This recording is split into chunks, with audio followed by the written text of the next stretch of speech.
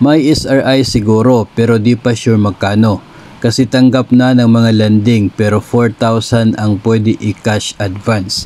Isang komento na ating natanggap tungkol pa rin sa SRI na umano ay may mga landing na tumatanggap o nagpapautang, nagpapa-cash advance sa SRI sa halagang 4,000 pesos.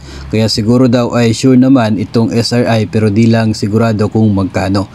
Ang totoo, maging yung pag-exist mismo ng SRI ay hindi pa po sigurado, no?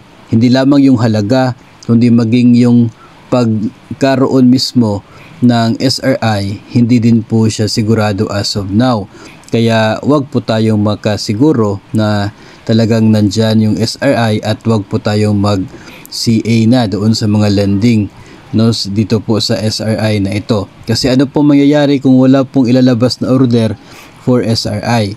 E di saan kukunin yung pambayad doon sa na-cash advance?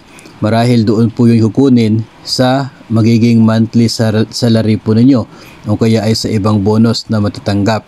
May mga cases din po kasi na umuutang ng cash advance sa isa pong benepisyo, tapos kung hindi po dumating yung benepisyo, edi kawawa po yung borrower mismo, no? So ang mangyayari po niyan, kukolektahin ni lender, doon mismo manggagaling sa inyo pong sahod.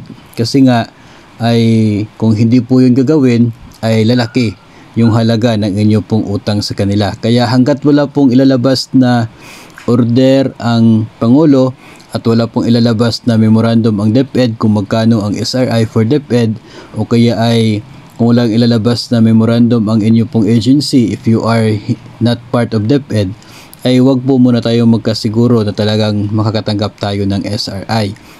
Wag muna nating i-cash advance ito mula po sa mga lending dahil the moment po na uutang tayo doon ay sigurado po magsisimula na yung pagkwenta sa interest.